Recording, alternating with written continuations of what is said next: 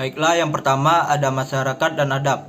Paul B. mengatakan pendapatnya bahwa pengertian masyarakat ialah sekumpulan manusia yang secara relatif mandiri, yang hidup bersama-sama yang cukup lama, yang menempati suatu wilayah tertentu, mempunyai kebudayaan sama, serta melakukan sebagian besar kegiatan dalam kelompok tersebut. Kemudian masyarakat adalah sejumlah individu yang hidup bersama dalam wilayah tertentu, bergaul dalam jangka waktu yang lama, sehingga menimbulkan kesadaran pada diri setiap anggotanya sebagai suatu kesatuan.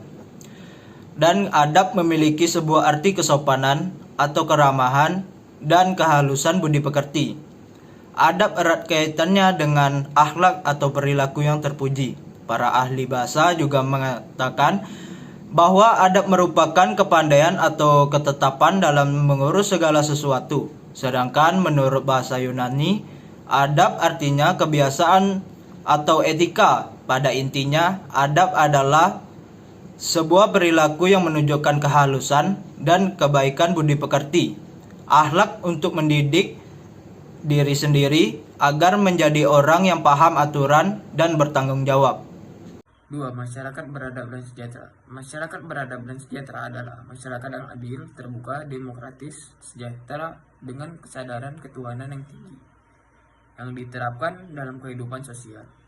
Masyarakat beradab dan sejahtera mempunyai maksud bahwa masyarakat yang dikehendaki adalah masyarakat kumpulan manusia yang terdiri dari orang-orang yang halus, sopan, dan budi pekertinya yang baik, agar masyarakat tersebut selamat dan bebas dari gangguan maupun kesukaran. Masyarakat beradab dan sejahtera dapat dikonseptualisasikan sebagai civil society atau masyarakat madani.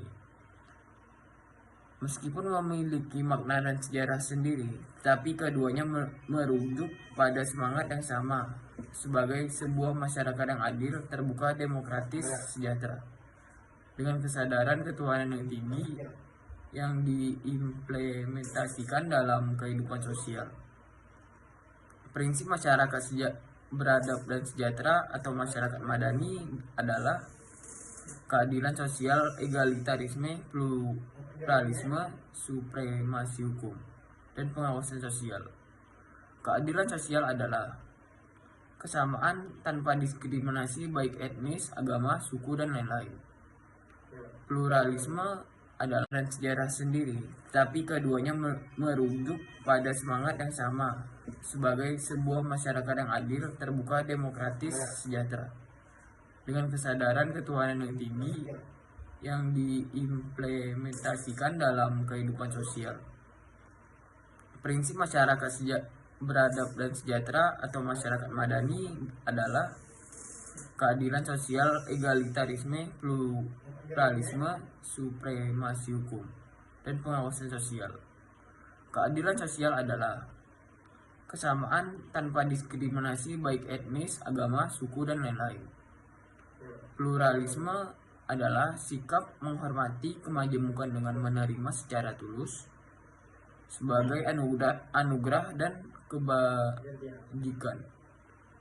Supremasi hukum adalah menempatkan hukum di atas segalanya dan menetapkannya tanpa memandang atas dan bawah. Sekian, terima kasih. Assalamualaikum warahmatullahi wabarakatuh. Peran umat beragama dalam mewujudkan masyarakat beradab dan sejahtera. Bangsa Indonesia merupakan bangsa yang memiliki keberagaman etnis, suku, budaya, bahkan agama. Namun, keberagaman tersebut menjadikan bangsa Indonesia menjadi satu kesatuan karena memiliki pengalaman sama-sama pernah merasakan pahit dan getirnya penjajahan. Kesatuan kebangsaan Indonesia itu dituliskan dan dideklarasikan melalui Sumpah Pemuda tahun 1928 yang menyatakan ikrar satu nusa, satu bangsa, dan satu bahasa, yaitu Indonesia.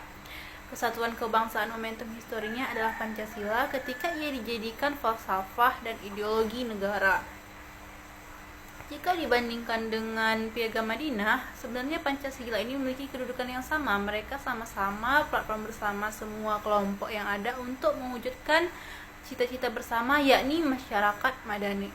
Salah satu keberagaman Indonesia tadi ialah keberagaman agama. Karena itulah peran umat beragama sangatlah penting untuk mewujudkan masyarakat madani. Peran itu didapatkan melalui dialog untuk mengikis kecurigaan dan menumbuhkan rasa pengertian, melakukan studi-studi agama, menumbuhkan kesadaran pluralisme, dan menumbuhkan kesadaran untuk bersama-sama mewujudkan masyarakat madani. Nama saya Putri Ananda, NIM 22021130 akan membacakan contoh perilaku masyarakat yang beradab dan beragama dalam kehidupan sehari-hari. Yang pertama yaitu tidak membeda-bedakan manusia karena ras, agama, kebangsaan, maupun disabilitas. Yang kedua, membiasakan berkata maaf saat melakukan kesalahan, baik ucapan maupun perilaku. Yang ketiga, selalu menjawab salam atau sapaan dari orang, bahkan lebih baik jika kita menyapa terlebih dahulu. Yang keempat, membantu sesama manusia yang sedang kesusahan ataupun mengalami musibah. Yang kelima, ikut membantu dalam kegiatan sosial bagi korban bencana alam seperti menyumbang barang, uang, mengajak masyarakat untuk turut membantu maupun menjadi sukarelawan.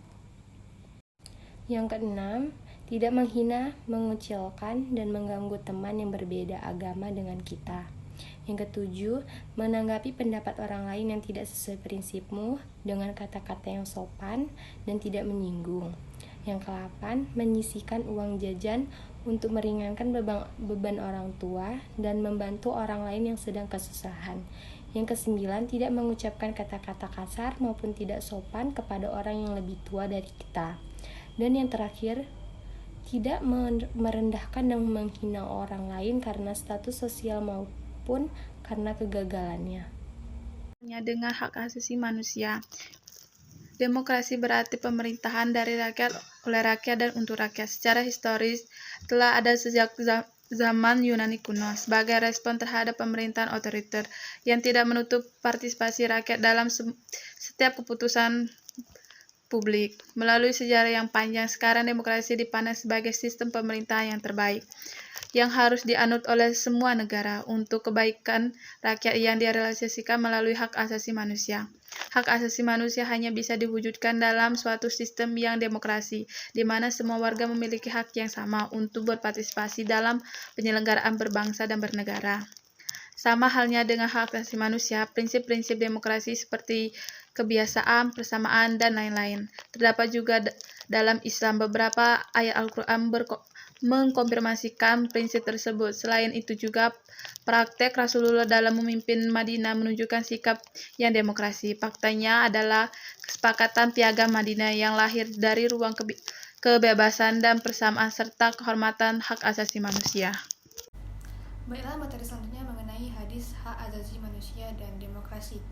Adapun hadis pertama yang berbunyi, seorang muslim adalah saudara muslim lainnya, jangan menzoliminya dan menyerahkannya. Barang siapa yang membantu kebutuhan saudaranya, maka Allah akan membutuhi kebutuhan lainnya.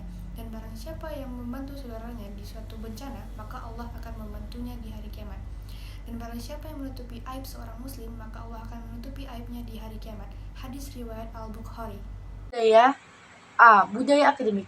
Budaya akademik dalam pandangan Islam adalah suatu atau tradisi kebiasaan yang berkembang dalam dunia Islam, menyangkut persoalan keilmuan atau dalam bahasa yang lebih sederhana adalah tradisi ilmiah yang dikembangkan Islam.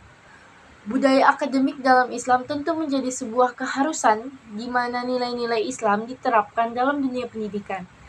Penting untuk dicatat bahwa muara dari budaya akademik yang ditumbuhkan dalam Islam adalah semakin bertambahnya keyakinan terhadap Allah Subhanahu wa Ta'ala. Budaya akademik dalam Islam menghendaki semua orang muslim untuk memiliki sikap tekun dan ulet dalam mencari ilmu.